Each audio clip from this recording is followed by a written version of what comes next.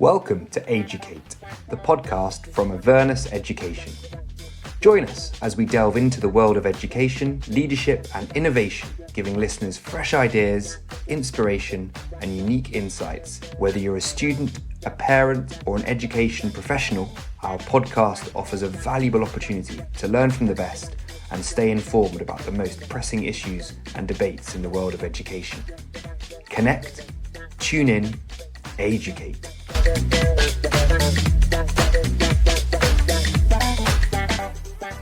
Welcome to the latest episode of AEducate, the podcast from Avernus Education. Today we get a unique insight into the world of education through the eyes of a student. We welcome two current staff members and students onto the show.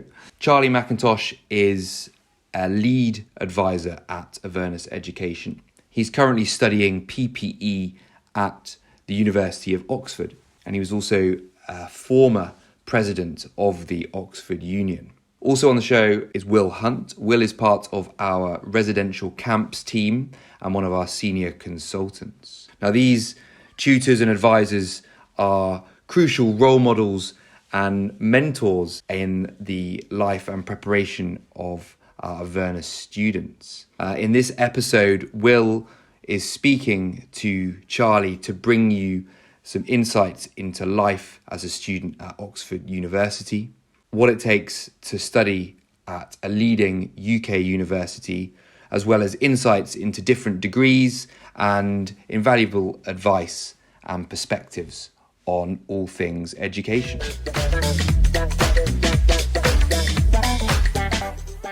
We join the discussion with Will asking Charlie what it's like being president of the Oxford Union.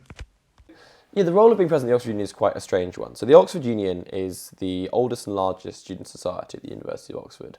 And it started off as the debating society. Since then, it's morphed into being a hub for intellectual and social activity that runs a series of events throughout the term.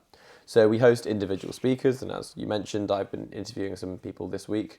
On Wednesday, I interviewed Natalie Dormer, who's the actress of Marjorie Tyrell in Game of Thrones, amongst other things. And then on Thursday, I interviewed the Right Honourable Matt Hancock MP, who's the MP for West Sussex, I think, and the was Health Secretary of the United Kingdom during the coronavirus pandemic. Both were fantastic events. We had hundreds of members come out for them, and it was really, really interesting to speak to these sort of world-leading, fascinating figures. We also have a series of debates throughout the term on topics ranging from same-sex marriage in the Church of England to Scottish independence, or conceptions of history. So we had a debate 2 weeks ago on the great man theory of history, and those debates put students up against world-leading and sort of academic experts. So that's the sort of forward-facing side of my job. But the union's also an institution with very large and very historic premises in the centre of Oxford, about 10 full-time staff. And so by the time I get to being president, I am technically the sort of managing director and CEO of the Oxford Union, and have to look after the governance and management side as well. So this year I've paused my studies to do this job, and it's an absolute privilege and really, really interesting. And I've learned lots of great skills doing it.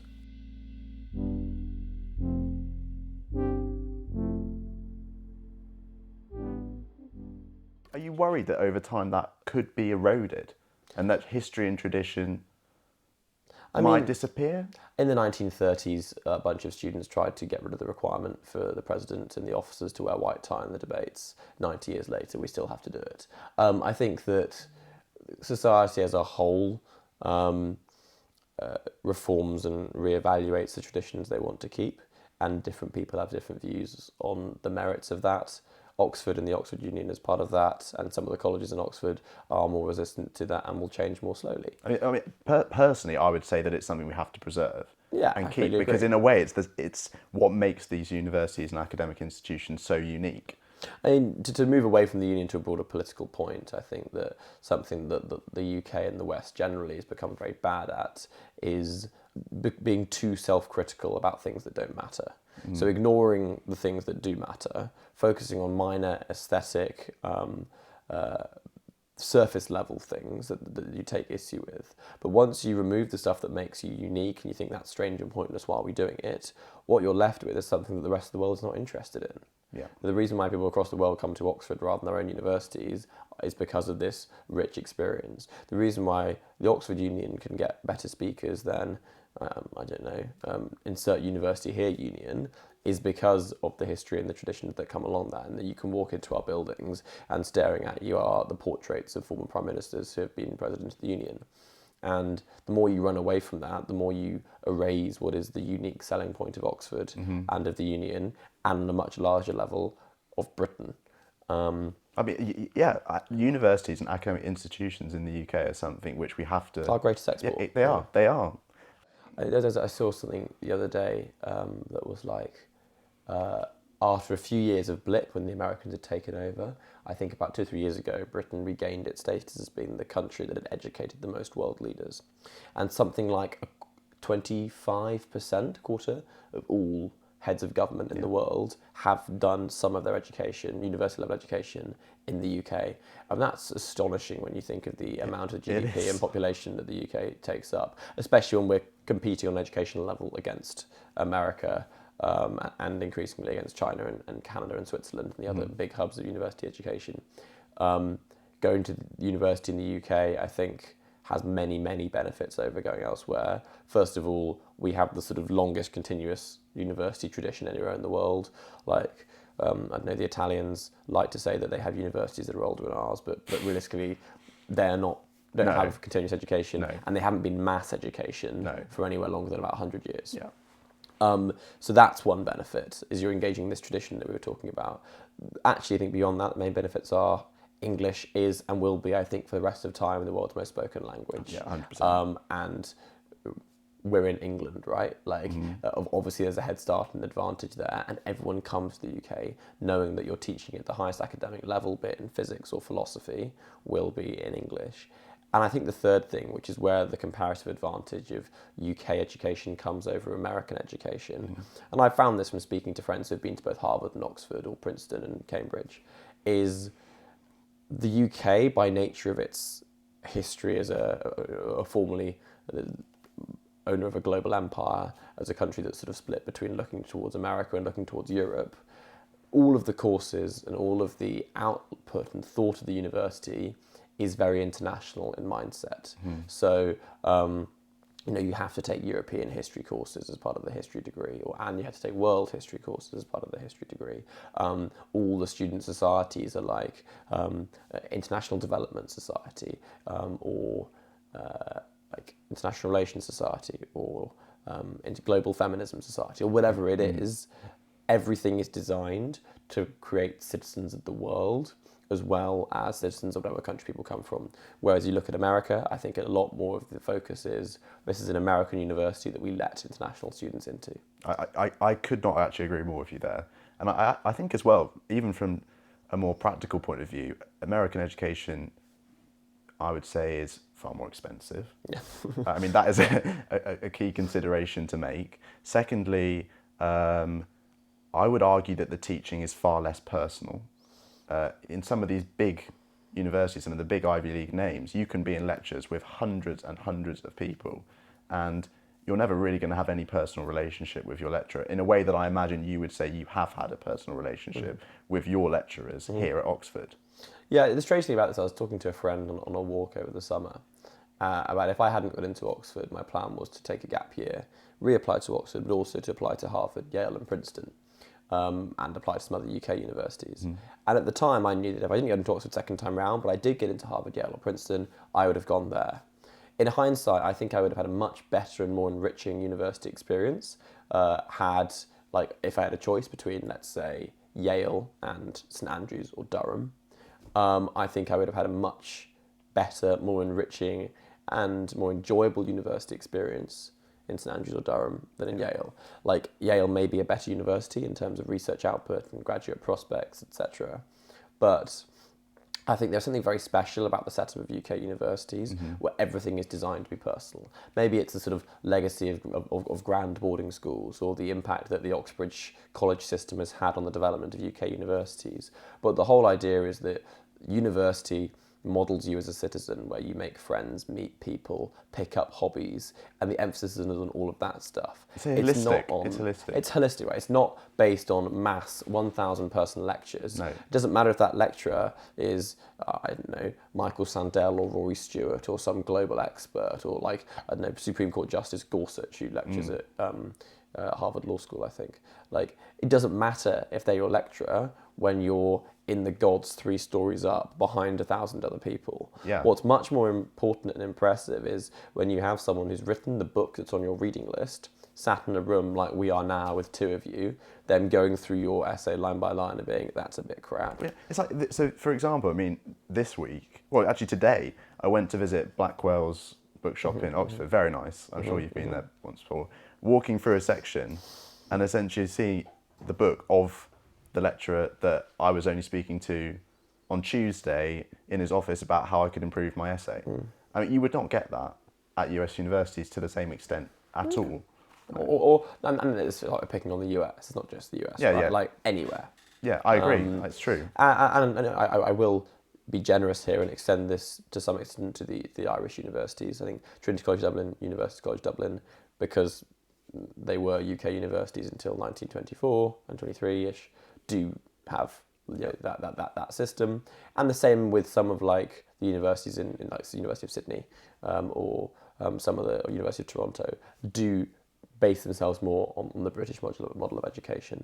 But you know, if you want the British model of education, why go somewhere other than Britain? Mm-hmm. I think the sense of community that you get with British universities is, yeah, as you said, is a key advantage, because it's not just, I suppose, well, you talked about Oxford, Cambridge, Trinity, you were getting all meeting up at the Union, Durham as well. I mean, that's a community. Yeah. In the same way in London, you've got the University of London, you've got UCL, you've got sort of LSE, you've got all these different institutions collaborating, working together. You know, you can go to modules at one university, you can go to modules at another university. It's just something which we almost potentially take for granted, but actually if you take a step back, we are incredibly fortunate to have such an impressive, established, incredible education system. And this links back to what I was saying about Yale versus St Andrews, right? Yeah. The part of the reason I realised I'd been happier going to St Andrews was that having gone to St Andrews, I would have been part of this UK community of universities where we all have very similar or shared experiences, where, you know, if I can go visit friends who are at other universities in the UK and feel part of a broader network across what in a global sense is a very small space. We're not a big country. No. Had I gone to Yale, I'm sure I'd had a fantastic education and a lovely time. This isn't remotely meant to diminish that from those people who want to go there and have a great time there. But I don't think I'd have felt a sense of community with my friends in the UK, with other people in US universities, or even within the university itself. But because America is so large, so different and so detached, Yes. that this sense of cross-city, cross-university, inter-university, intra-university unity is not really there.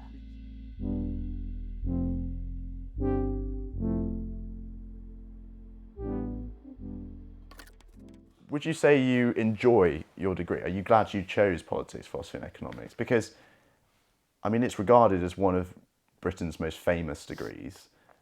Immense history, very similar to sort of presidents. People have gone on, studied that, done incredible things. Are you glad you did it? I think part of the nature of choosing a university degree is that you're 17 when you're applying to university. Your interests are still developing.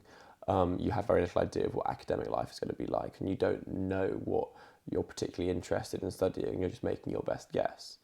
What I am very glad about PPE, I do have some misgivings about the degree, is that it is such a flexible degree. So I chose PPE because I wanted to study philosophy alongside something else. And in Oxford, that was limited to philosophy and maths, philosophy and theology, philosophy and physics, philosophy and computer science, or PPE. And I liked politics. I thought economics sounded interesting. So I'm going to try doing philosophy with something else, something else being politics and economics. I came to Oxford. I found academic philosophy didn't stimulate me as much as my prior studies in philosophy and theology had done. And so I have since, because of the flexibility of the degree, specialised heavily in international relations in the politics side. And then That's interesting. I didn't know that you'd done that. yeah, so I've done 2 of my 6 papers that I've done so far have been international relations, and then I've done 2 in philosophy, and then 1 in political theory, and 1 in British political history. So, like, my interests have changed or evolved slightly, Yeah. but I've been able to redirect my degree in a different pathway. I think we sort of spoke before this interview, and you gave an example of why it is important to be open-minded and flexible when thinking about what university degree you apply for, because you said recently you'd worked with a student and the student said they wanted to study law, probably because they want to be a lawyer when they're older. I mean, it's very common, and they therefore thought, I want to do a law degree. And you'd essentially offered them some advice and said, hang on a second, maybe this isn't the right thing for you to do. Yeah, that particular case is very interesting because I think it is a very common one, and in this case, I've been proven entirely right. It is most obvious with law, so I'll use law as an example, but generally, people choose their degrees for often strange reasons prompted by parents or teachers who don't understand the system because the system has changed greatly in the last 30, 40 years. And law is a great example for this. People choose law because age 17, they don't know what they want to do when they're older. They think, ooh, being a law might be nice. It pays well. It's something that pleases your parents because it's a high prestige job. It's quite interesting. It gives you the opportunity to use like language skills and links them with lots of different A-level choices. It seems like a good career option. And people think, I want to be a lawyer. How do I get there? Well, I want to apply to Oxford and Cambridge to study law. What they don't realise is that law in Oxford and Cambridge, particularly at Oxford, Oxford isn't even called law. The degree is called jurisprudence. Yeah. It isn't a degree in how to be a lawyer. It is a degree in the academic theory of law. You will end up spending a lot of your first year studying Roman law, as in the law practiced in ancient Rome, because it is of intellectual use when understanding the development of the legal system of England and Wales to know how, or like where the law comes from in classical times. That's not what people sign up for when they apply to do law. 90% of them, or 90% of the ones I've consulted for, apply to do law because they want to be a lawyer.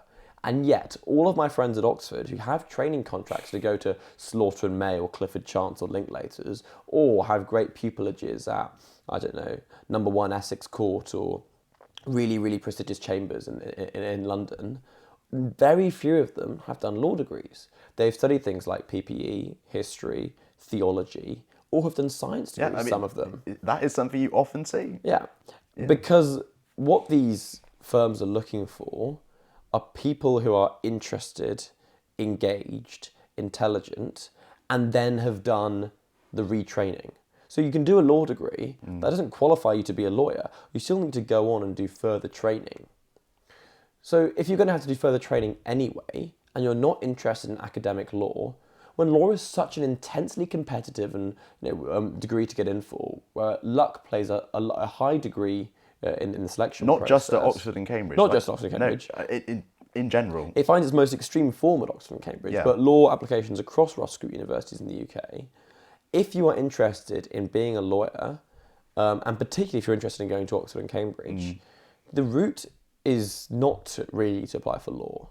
My suggestion, what I suggest to this girl, is find something that you're interested in. In her case, it was philosophy and Eastern theology, or sort of the religions of Central and East Asia.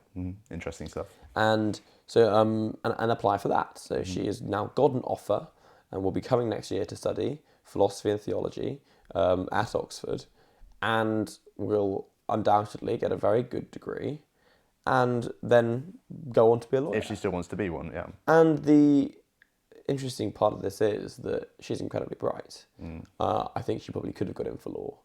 But when there's an 80-90% chance that she could have got in for philosophy and theology versus a 50% chance of getting in for law, when the outcome is the same, and you can do a degree that you know you're definitely interested in rather than doing because of career output lens, why would you not apply for the philosophy and theology subject? I mean, the broader point of this, though, is that if you go to your school and say, I want to be a lawyer, they will tell you, study law at Oxford University. That is not the route you should necessarily take. But the schools, your parents, even the internet, don't know this because the system is so complicated. It involves so many moving parts. It will involve like the application and entrance process to Oxford, the nature of the degrees at Oxford and Cambridge, the nature of the tuition at Oxford and Cambridge, the nature of the application process to different law schools beyond that, the nature of like internship competition and like training contract competition. So many factors go into that you can't even begin to understand it. And it's incredibly overwhelming, especially if you're, as a child, or if you're 17, you've got your A-levels to think about, and on top of that, you're having to navigate all this information. I mean, it's impossible. And you're never going to be able to work it out fully. No. And it puts you at the mercy of people who you think will know a lot about it, like your teachers, who actually don't. And yeah, I'm very glad I'm at Oxford. I had some fantastic teachers. But I know now that my teachers in my school didn't really have any idea about the system and the best way to get me through it. I had to do some of that research myself, and again made many mistakes in doing so. Companies like Avernus make you able to navigate that system and to get to Oxford, Cambridge, wherever it is, as a route to your further goals.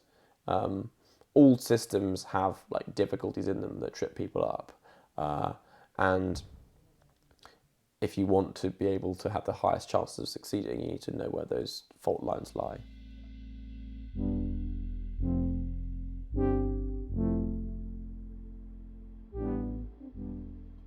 Finally then, just to summarise everything that we've talked about, what are you most looking forward to in the next term as the remainder of your term as president of the Oxford Union and your final years at university before going on to further career? I mean, across the next year and a half, I've got quite a lot of things to look forward to, and I'm looking forward to returning to my degree fully in October and being able to give that the time it deserves, and to be able to re-engage with my tutors who I haven't seen whilst I've been doing stuff at the Oxford Union. Really excited to get back to my degree, get back into the framework of college and the institution. I'm excited to finish off my term. We've got some really exciting debates this term at the Oxford Union, and it's the union's 200th anniversary, so being involved in those celebrations will be very, very special indeed. Beyond that, this summer I'm planning to go travelling, see more of the world, and part of that will be visiting a lot of my international student friends that I've met in Oxford and being able to go to stay with them, explore their part of the world and their culture and meet their friends and family, which is something I hadn't been able to do when I first arrived at university because of the coronavirus pandemic, and realising the extent to which my time at university has opened up this like global nexus of opportunities is really exciting to me over the next few months, because it'll be my first prolonged break where the pandemic isn't restricting that from me, and I hadn't quite realised how lucky I was to have that at my fingertips. And beyond that, it'll sound like a really nerdy and weird argument, but it's starting to get to that time in the admissions cycle when I'm taking on new students and beginning to see their potential. And so I look forward every year to seeing how they develop over a 6-month period and seeing, myself as a 17-year-old in them with their ambitions and aspirations and their intelligence and their capability to grow. Charlie, thank you very much for your time, and look forward to speaking again. Thank you, it's been a pleasure. Thank you.